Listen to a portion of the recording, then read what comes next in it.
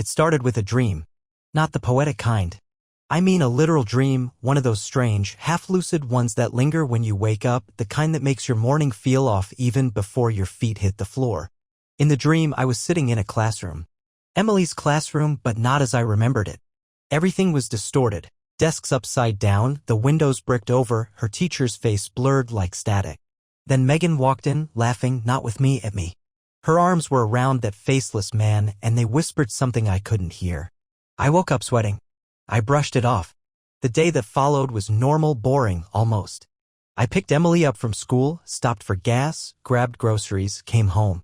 Megan was already there, pacing around the kitchen on a call, speaking in that slightly higher tone she only used when she wanted something. I didn't ask who it was. I used to. I don't anymore. The answers got shorter, sharper. At some point I learned that not asking meant less bruising to the ego. That evening, she came to bed smelling like peppermint and perfume that didn't belong to our house. I noticed everything now, and that's what made it worse. The noticing, the calculating, the storing of things I didn't want to know. It would have stayed like that. Suspicion, dread, that slow-burning paranoia that eats away at your gut. If not for Emily. She came home the next day talking about how her teacher gave her an extra sticker for helping clean the whiteboard. She was beaming, thrilled. She mentioned how Mom says Mr. Dalton's super smart. They talk a lot about books. I didn't blink, didn't flinch, but I felt something break. Quietly. I hadn't heard that name before. Mr. Dalton. I played it cool. Asked Emily what he looked like. She described him like she was reading from a YA novel. Tall, brown hair, kind of funny, but weird funny. I didn't say anything more. Just nodded and my thoughts turned black. That night, after everyone was asleep, I went to Megan's side of the closet. She was reckless about hiding things. That's the part that gutted me the most, not just that she might be lying, but that she didn't think I was even sharp enough to catch her. I found a slip of paper in her coat pocket. A receipt. From a bookstore across town, one I didn't even know still existed. I turned it over. On the back, in her handwriting, was a name. Dalton. She didn't even try to disguise it. Just scrawled like it was nothing. I didn't confront her then. I needed more. Needed to know I wasn't about to throw a grenade into my family over some half-baked theory. So the next day, I took off work and followed her. She said she had a brunch thing with an old friend from college. She dressed differently than she used to, but this time it was borderline theatrical. Red lips, heels, a coat she hadn't worn in years. She looked like someone else entirely. She didn't go to brunch. She drove straight to a small cafe near the school. And he was there. Mr. Dalton. He was younger than I expected. Confident. Smug. She leaned in too close. Touched his arm. Threw her head back when she left. He reached for her hand across the table. I didn't feel rage. Not at first. It was something colder. Something cleaner. A kind of clarity. Like glass shattering in perfect silence. I took a photo from across the street. I don't even know why. Maybe I needed proof for myself because even seeing it, it didn't feel real. This wasn't a story that belonged to me. This was someone else's mess. She came home that night and kissed me on the cheek like she hadn't just fed pieces of our life to a stranger. I didn't say a word. I just waited. Because I knew what was coming next. The next day, I walked Emily to school myself. Megan was still asleep or pretending to be. It didn't matter. Her phone was on silent, face down as usual. On the walk, Emily talked nonstop about a new group project and how Mr. Dalton had picked her and her best friend to lead it. I asked casually if she liked him as a teacher. She nodded enthusiastically, said he was really smart, but sometimes kind of strange. Then she hesitated, looked up at me. Is it weird if a teacher is friends with your mom? She asked. I stopped walking for a second. What do you mean? She shrugged. I see him talk to her sometimes. Not at school. Like once, near the parking lot. He gave her a book. I crouched to fix her shoe. It didn't need fixing. I just needed a second. I told her it wasn't weird. Lied straight to my daughter's face while my heart hammered like it was trying to dig its way out of my chest. After I dropped her off, I didn't go to work. I went to the school office and asked to speak to the principal. Told them I was concerned about a teacher's relationship with a parent. No names at first. I wanted to see what they knew. The principal was polite, maybe a bit too polite. Said all staff relationships with parents were professional to their knowledge. I dropped the name Dalton and watched their face stiffen, just slightly. They covered it up fast. Said they'd look into it if I had a specific concern. I thanked them and left. It wasn't enough. Later that night, after Megan fell asleep, curled on her side with her phone under the pillow, like it was some kind of talisman, I pulled it out. I knew her passcode. She hadn't changed it. Maybe she thought I never would. Maybe she didn't care. There they were. The messages. Hundreds of them. Buried under a fake contact name. Lisa from yoga. She didn't even bother being creative. I keep thinking about yesterday. Next time, don't let me leave so fast. She doesn't suspect anything, right? You looked insane in that dress today. Insane. I scrolled for an hour. Through jokes, secrets, plans, photos. One message stuck out. It was from the previous week. If I could, I'd just be with you and Emily and skip all this. That one made my skin go cold. Not me and Emily. You and Emily. Like I was already cut out of the picture. Like my daughter was something they shared. Like I was the placeholder, the background noise, the fool holding the curtain back for their little off-Broadway romance. The next morning I said nothing. Took the phone, screenshot everything. Sent it all to my email, printed a few pages. I went to the school again. This time with proof. I didn't scream. I didn't throw a fit. I asked to speak to the principal and slid the paper across the desk. I think you should see this, I said. Because I'm not the only one being lied to. The meeting ended with tight lips and promises of internal review. I left feeling hollow. Not victorious. Not relieved. Just exhausted. I picked Emily up that afternoon myself. Megan had no idea any of this had happened. She was at home texting Dalton again. I knew it before I even got through the door. Her fingers were too quick to hide, her smile too rehearsed. I sat her down. Showed her the photos. The messages. The timestamps. Everything. She looked at me, calm as ice, didn't flinch. And she said, without missing a beat, so what? Not denial. Not shame. Just that. So what? Like it meant nothing. Like I meant nothing. Like the 10 years, the house, the child were just a long string of inconveniences she'd finally outgrown. I stared at her. And I realized she wasn't shocked I found out. She was relieved. Now she didn't have to lie anymore. That's when the real unraveling began. I didn't speak for a long time after she said it. So what? Just those two words like a knife made of syllables. There was no yelling. No name calling. Just a silence so heavy it pushed everything else out of the room. She sat across from me on the couch, arms folded, legs crossed like we were negotiating rent, not the implosion of a marriage. She had this look in her eyes like I was inconveniencing her by dragging this out. Like I was the one dragging dirt into a clean room. I guess you're going to do the whole angry husband thing now, she said eventually, and that snapped something inside me. The dismissiveness. The smugness. Like I was playing a part in a drama she'd already watched 100 times and grown bored of. I trusted you, I said quietly. You were seeing him while taking our daughter to his class. You let him into her world. That's not just betrayal, it's deranged. She rolled her eyes. Actually rolled them. Oh, please. Don't get dramatic. He's not some predator. It just happened. We talked, we clicked, and she shrugged. It went where it went. You and I haven't been a thing for a long time. Let's not pretend otherwise. My stomach dropped. So you decided to make him part of Emily's life? Without asking me? Without thinking what it'd do to her when this came out? He is part of her life, she said. And honestly, she adores him. So maybe take a second before you start trying to make this about you. I stood up. I had to. I felt like if I didn't move, something inside me would collapse. You knew this could blow up everything. You did it anyway. She looked at me with a half smile. A pitying one. You were just there. Comfortable. Predictable. I needed something else. The clarity of her cruelty was breathtaking. Like she'd rehearsed this. Like she'd waited for this exact moment when the mask could finally come off. And I realized something then. She wasn't sorry because she never saw it as wrong. To her, I was a habit. He was a decision. You don't get to just hit reset on a family because you got bored, I said. Emily's not a chess piece. This isn't a dating app. She waved a hand. You always make things so heavy. Everything's a crisis with you. Maybe that's why I needed someone who didn't make me feel like I was carrying a dead weight around my ankle every day. That one hurt more than anything else. I walked out, sat in the car for an hour without turning the ignition, stared at the windshield while my thoughts ran 100 miles in every direction. I didn't cry. I didn't scream. I felt something worse, numb, like my heart had just disconnected from the rest of me.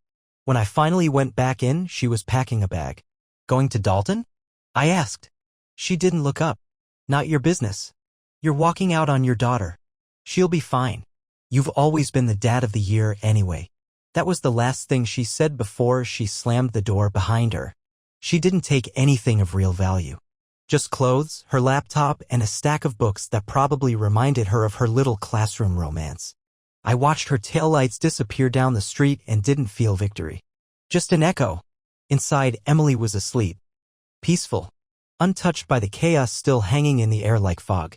I sat beside her bed for hours. And I realized whatever came next, whatever revenge or rage I could justify, I had to protect her from it. Megan didn't just betray me. She declared war on our whole life. The morning after she left, the house felt wrong. Too quiet. Too sterile. Like a hotel room after checkout, just the scent of someone who isn't coming back. I wandered the kitchen like I was looking for a fire to put out. Every corner of the place held a memory, but none of them felt safe anymore. Even the smell of the coffee pot, that faint hint of cinnamon Megan always added, turned my stomach. Emily woke up early. She padded into the kitchen in her pajamas, rubbing her eyes, asking where Mom was. I didn't lie. She had to go away for a little while. She blinked. Like a work trip? Sort of. She accepted it. Kids always do, at first.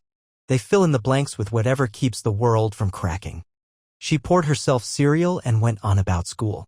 I smiled, nodded, played the role, but inside I was counting the minutes until I'd have to see him again. Dalton. That name alone was starting to scrape my nerves raw. I didn't want revenge. Not really. I wanted understanding. I wanted to stand in front of him and ask, what exactly did he see in my wife that made him cross every professional line, every moral threshold? Did he think he was some kind of savior? Did he think he deserved what I had? I found out where he lived. Not because I was stalking him, but because the school directory still had his emergency contact address listed under faculty resources. It was a modest condo near the edge of town, the kind you rent when you think it's temporary but stay in longer than you mean to. I drove past, parked, and just sat there for a while. He wasn't home. Or he was hiding. But that's not where it gets weird. That evening I got a text. Unknown number. No message. Just a picture. Megan. Sitting at a table with Dalton. Same cafe. Same window seat. Except this time she was holding Emily's backpack. I stared at that photo for a solid minute before my mind processed it. She took Emily. Without asking. Without a word. No call. No text. Nothing. I dialed her number. No answer. Again. Again. I called the school. They said she picked Emily up early. Claimed there was a family emergency. She wasn't even on the pickup list anymore after what I filed with the principal. She used a fake story to get our daughter out of school. I should have called the police, but I didn't want to drag Emily through that. Not yet. Instead, I called Megan's sister, her mom, anyone who might have heard from her. Nobody knew anything. Then, finally, Megan messaged me back. She needed a break from your negativity. She's with me. Don't start a scene. That was it. No explanation. No apology. Just a digital slap to the face. I felt this surge of something I can't even name. Fury, terror, disbelief. My daughter dragged into the middle of her mother's ego spiral and handed over to a man who, just weeks ago, was a stranger with a chalkboard. I texted back, if she's not home by 7, I will start a scene. And it won't be quiet. No reply. At 6:59, I heard the front door. Emily ran in first, smiling, holding a new book. Megan followed behind, casual as ever. She tossed her keys on the counter like she still lived here, like nothing was broken. Relax. She had fun. You don't get to take her, I said, voice low, shaking. You don't get to decide when or if I see my child. She laughed. Actually laughed. You're being ridiculous. I stepped closer. You think this is a game? You want to play unstable? Let's play. I've already documented everything.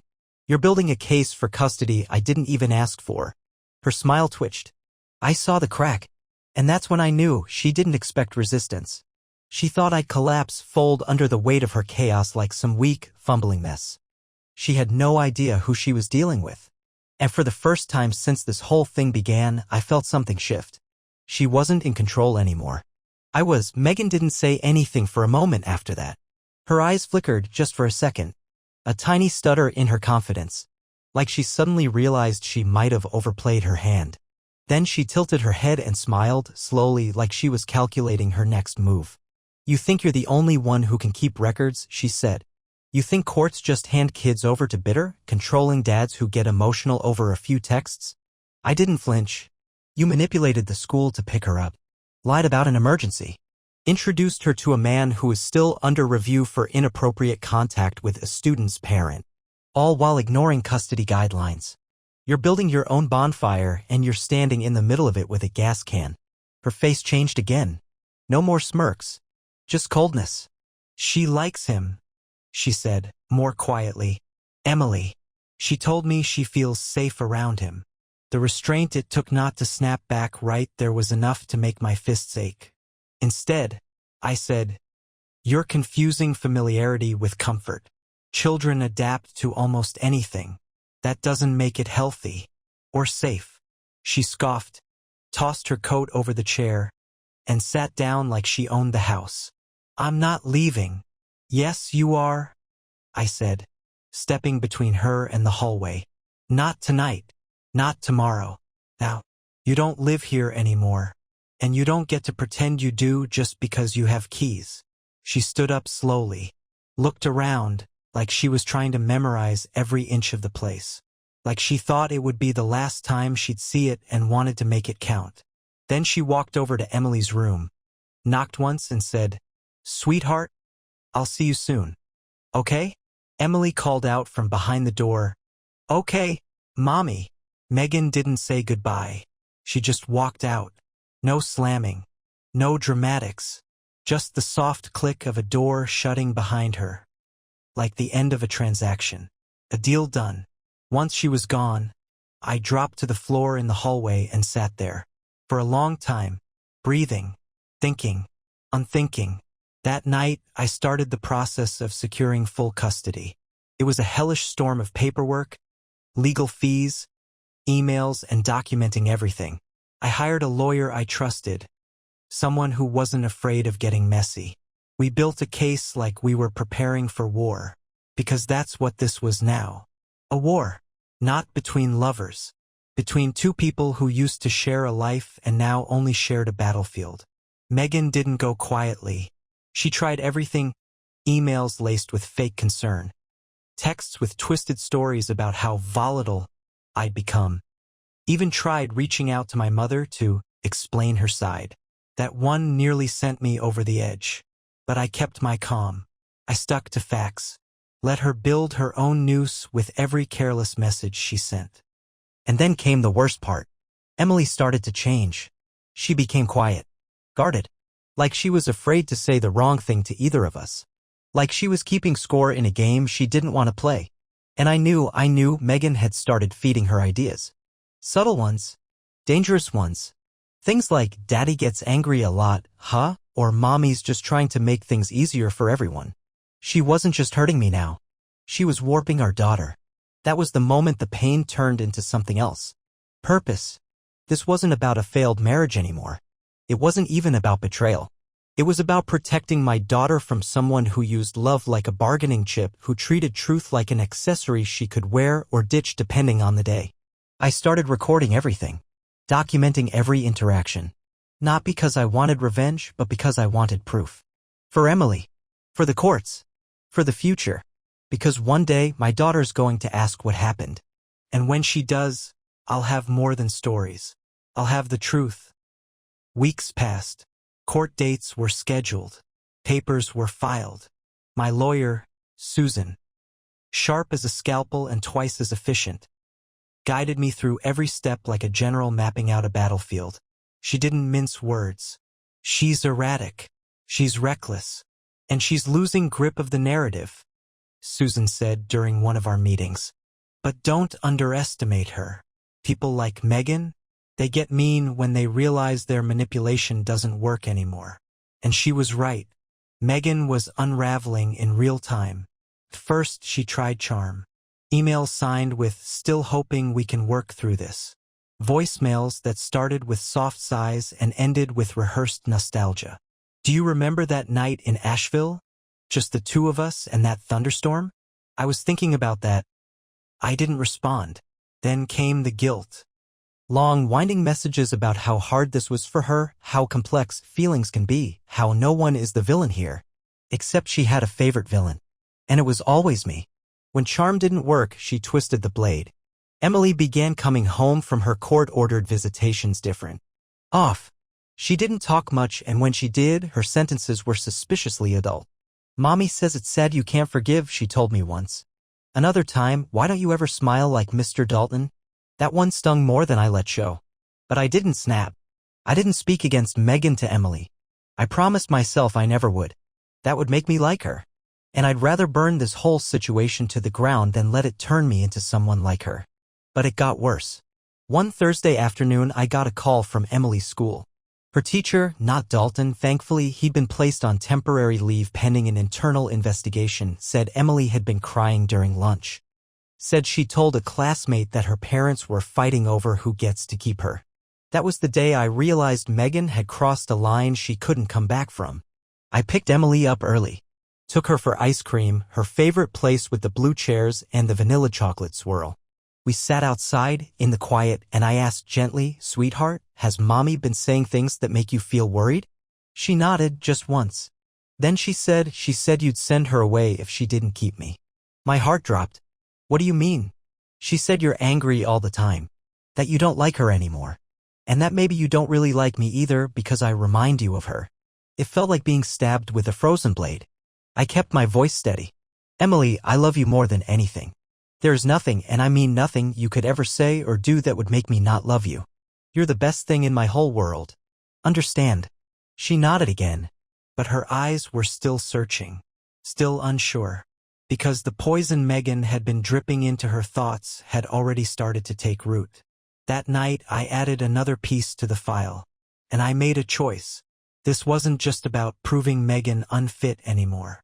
It was about reclaiming my daughter's reality. Making sure she knew what love was supposed to look like. Not bribery, not manipulation, not whispered guilt trips and car rides and bedtime stories laced with blame. Megan wanted to win, but I wasn't playing her game. I was building something stronger, something that would outlast her lies. And the next court date? I was ready for war. The courtroom didn't look like a battlefield. It was beige walls and ticking clocks, water pitchers, and tired faces behind legal pads. But the tension that felt like war. It hummed under the surface of every exchange, every breath, every sideways glance from Megan as we sat across from each other. She wore white. Of course she did. Symbolism mattered to people like her. She wanted to look soft, innocent, misunderstood. Her hair was curled, her lipstick subtle, her expression rehearsed. I watched her whisper something to her lawyer, some lean little man with a permanently smug mouth, and then she glanced at me with that same look she'd worn the night she told me, "So what?" She thought this was hers to win. She thought I wouldn't push back. But I had my file. Dozens of printed texts. Voicemails. Emails. Witness statements. A letter from the school principal confirming Mr. Dalton's temporary suspension, citing concerns raised regarding inappropriate personal boundaries with a student's parent. A statement from Emily's therapist describing the emotional strain she was showing after visits with her mother. And most damning of all, a recording. Megan, on speakerphone, in the middle of one of her many unhinged rants, saying the words, "He's only a father on paper. If I wanted to, I could turn Emily against him in a week." When my lawyer played that recording, I didn't look at Megan. I looked at the judge. And the judge didn't blink. Her lawyer objected, argued it was out of context, said we were painting a distorted picture of an emotionally distressed woman, a mother. The same old lines. But the judge had heard enough. She announced an immediate temporary revision of custody. I was granted primary custody. Megan's visitation was cut to supervised weekends, pending a psychological evaluation and an independent child welfare review. Megan's face cracked. Not the full break. Not yet. But something in her eyes went wild like a fire starting behind glass. As we left the courtroom, she stormed after me, heels clicking like gunshots. "You think this is over?" she hissed. "You think you won something?" I turned calm. "No," I said. "I think I stopped you from taking something that never belonged to you." She stepped closer, voice low and furious. "You want to paint me like some villain? Fine. But you're going to regret this. One day she'll ask about this. And I'll be ready." I didn't flinch. "So will I." Emily was waiting at home, building a puzzle on the floor. I sat beside her and she handed me a piece without looking up. She was quiet but calm. And then, softly, she asked, "Is Mommy mad at me?" I swallowed the heat in my throat. "No, sweetheart. She's just confused. And sometimes confused people make choices they shouldn't." "Are you mad at her?" I looked her in the eyes. "I'm just glad you're safe." She nodded. And for the first time in weeks, she smiled. That night, I sat in her room long after she fell asleep. Listening to her breathe, I realized something. I didn't just survive betrayal. I redefined what it meant to fight for someone. And Megan? She was just beginning to understand what it felt like to lose. Megan went quiet for 4 days after the custody hearing. Not a single text. No desperate voicemails. No cryptic emails. Just silence. And that scared me more than anything. Because Megan wasn't built for losing. She was the type who thrived on chaos, who fed on control. And now she had neither. For the first time, the strings were in someone else's hands. Mine. And I knew with certainty she wouldn't accept that without setting fire to something on her way down. The explosion came on a Monday. I was at work, halfway through a report, when I got the call from Emily's school. My stomach dropped the moment I heard the secretary's voice, tight, hesitant. "There's been an incident." My throat went dry. "She's safe," the woman said quickly, "but there was some confusion this morning. Your wife, Ms. Gray, she came to the school. Said she had clearance to take Emily home early." I stood up, already moving. "She doesn't. She is supervised visits only. She cannot pick Emily up from school." "I know," she said. "We stopped it before she reached the classroom. But she got loud. Refused to leave. We had to involve the school officer. She's been escorted off the property. We've also alerted the district." By the time I reached the school, Emily had already been told everything was okay. But I saw the look in her eyes. Fear. Confusion. Not the kind of fear a child should ever have when it comes to a parent. We drove home in silence. When we got there, I sat her down, and I explained as gently as I could that her mom made a mistake. A big one. One that grown-ups had to deal with in serious ways. She just asked one thing. "Is she going to take me again?" I swear, that nearly broke me. I promised her no. Not ever. Then I called my lawyer. We filed an emergency motion for a restraining order against Megan. For attempting to violate a custody agreement and for creating an unsafe situation at Emily's school. We added a full report from the school officer. Statements from the administration, witness accounts, the works. The next morning, Megan broke the silence. Not with an apology. Not even with anger. But with a show. She posted a long, painfully curated Facebook update, photos of Emily from birthdays, beach trips, family holidays, captioned with a dramatic essay about being robbed of motherhood and fighting against a cruel and manipulative campaign to alienate her from the daughter she loves more than life. Hundreds of likes. Dozens of sympathetic comments. Most of them from people who hadn't seen her in years. People who didn't know the truth. People who didn't know she had been dragging our daughter into a game she didn't want to play. She wanted sympathy. She wanted her audience. But I didn't care. Because the judge saw through it all. The restraining order was granted. Her visitation suspended indefinitely pending full psychological evaluation and court-approved therapy. Her little performance had backfired. And that night I found something else. Buried in one of Emily's school folders, probably tucked there by accident or carelessness, was a drawing. A child's sketch. Stick figures. 3 of them. Me, Emily, and a man with big glasses and spiky hair. "Mr. Dalton?" Above them, a label in uneven handwriting, my new family. No mom. Just the three of them smiling. It hit me like a brick to the chest. This wasn't over. Megan had planted seeds. Quietly. Subtly. She had been building a fantasy inside Emily's head, a new life, a new family without me. Dalton hadn't just been a mistake. He had been a plan. And now, even with the restraining order, I was fighting a ghost she'd already left behind. But I didn't panic. I rewrote the story. The next morning, I told Emily we were going to start something new. Just the two of us. Not a battle. Not revenge. A life. One where truth wasn't twisted into a tool. One where love didn't come with strings. And that was the day I started writing a journal.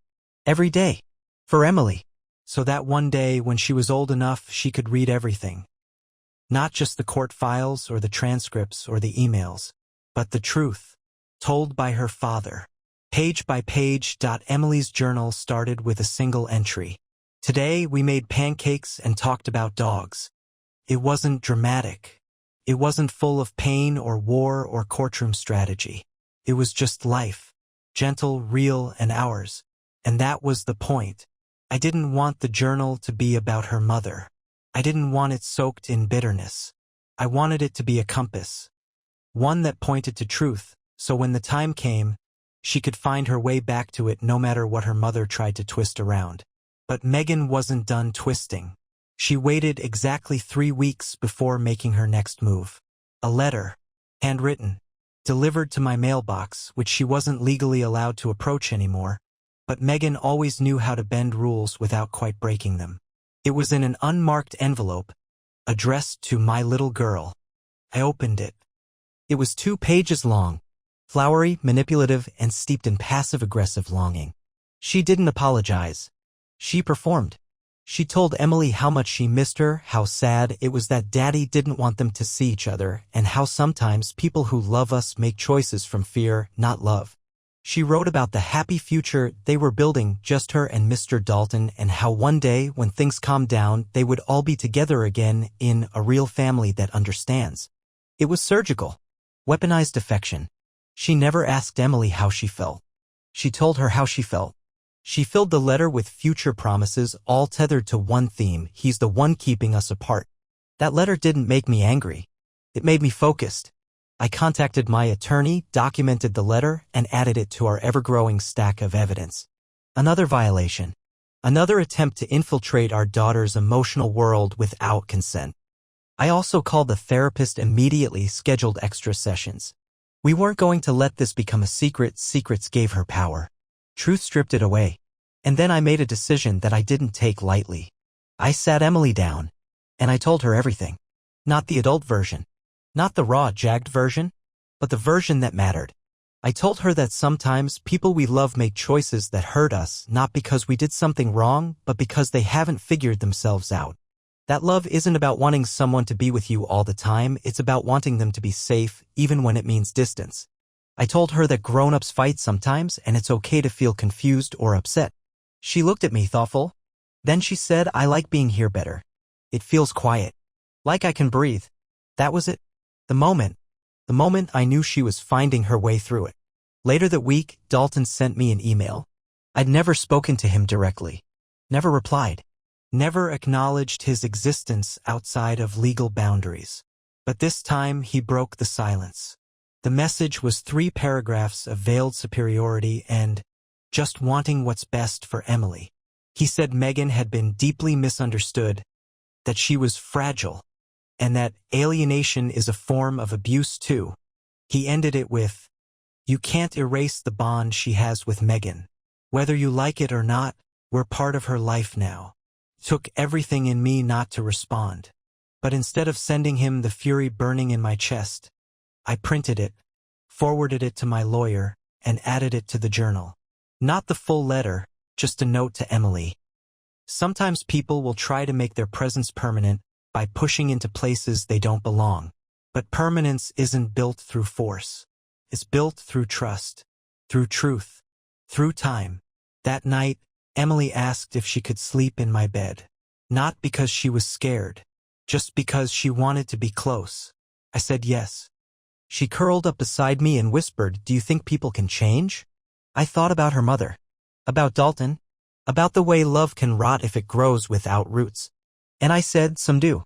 The good ones try. She nodded. Then she fell asleep, breathing steady, wrapped in the quiet strength of something Megan had no concept of. Stability. And I knew Megan could keep swinging, keep throwing stones from behind the walls of her bitterness. But she was losing something far more valuable than a court case. She was losing the truth. And Emily was starting to see it. The final piece didn't fall with a bang. It came quietly. Not with court gavel slams or furious phone calls or dramatic declarations.